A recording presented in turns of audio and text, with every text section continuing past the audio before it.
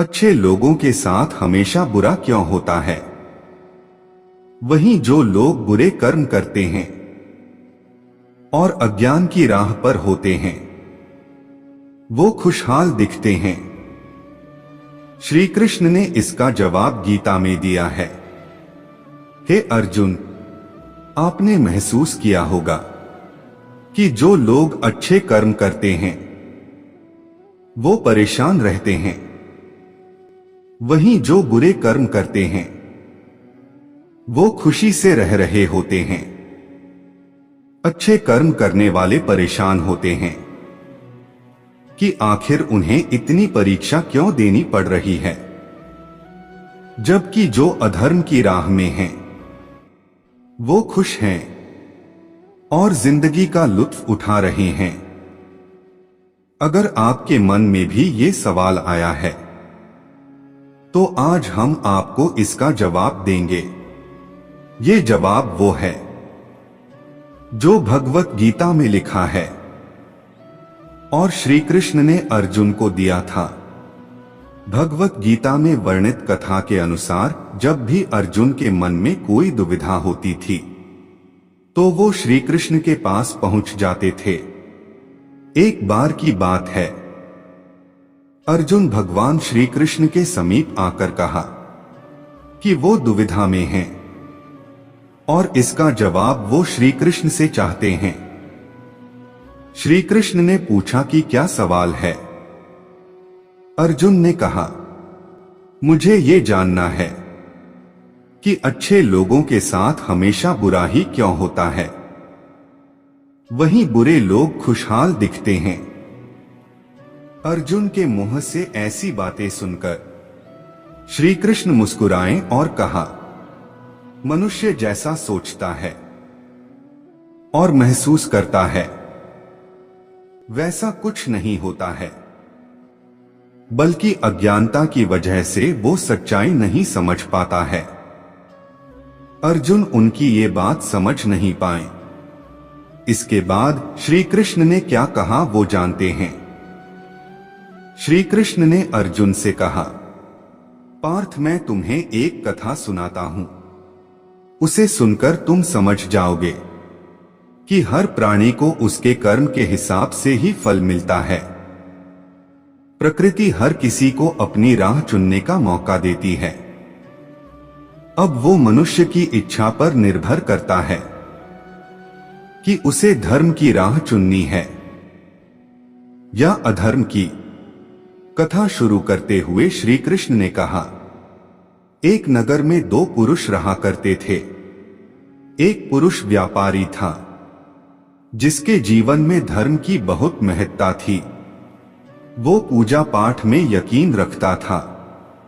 वो हर रोज मंदिर जाता था और दान धर्म भी करता था और हर रोज भगवान की पूजा करता था। वहीं दूसरा पुरुष बिल्कुल विपरीत था। वो हर रोज मंदिर तो जाता था लेकिन पूजा करने नहीं बल्कि मंदिर के बाहर से जूते चप्पल चुराने। उसे दान और धर्म से कोई लेना देना नहीं था। समय बीतता गया और एक दिन बहुत जोर की बारिश हो रही थी। इस वजह से मंदिर में पुजारी के अलावा कोई नहीं था। ये बात जब दूसरे पुरुष को पता चली तो उसने कहा कि ये सही मौका है मंदिर का धन चुराने का।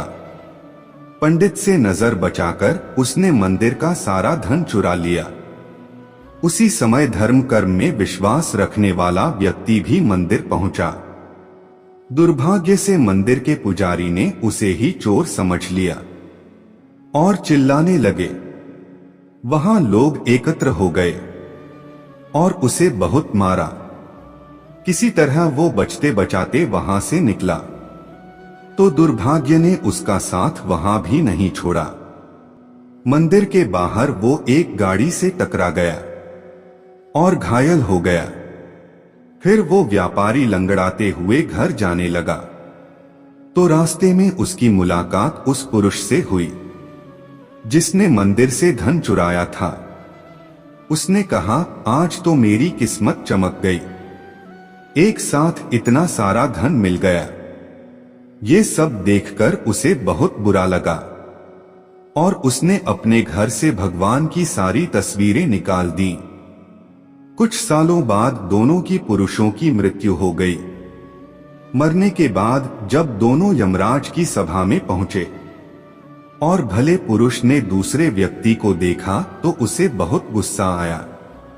उसने क्रोधित होकर यमराज से पूछ ही लिया, मैं तो हमेशा अच्छे कर्म करता था, दान में विश्वास रखता था, उसके बदले जीवन भर मुझे अपमान और दर्द ही मिला, और इस व्यक्ति को नोटों से भरी पोटली, आखिर ऐसा भेदभाव क्यों?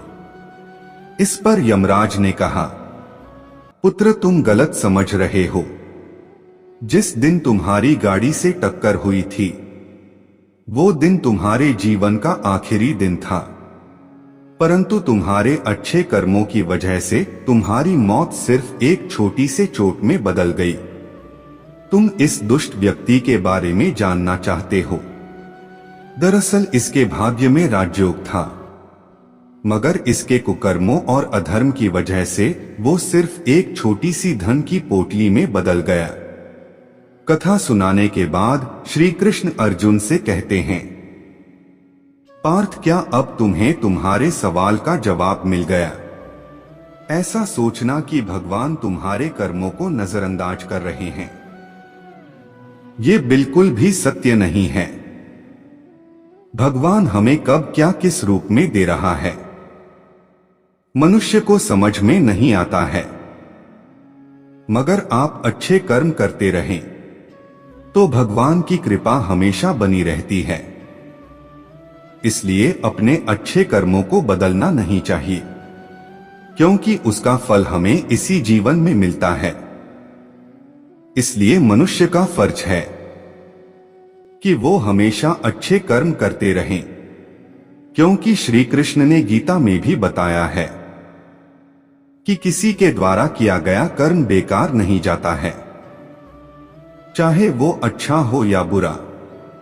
तो दोस्तों, हमेशा अपने को भी अच्छे कर्म करते रहना चाहिए।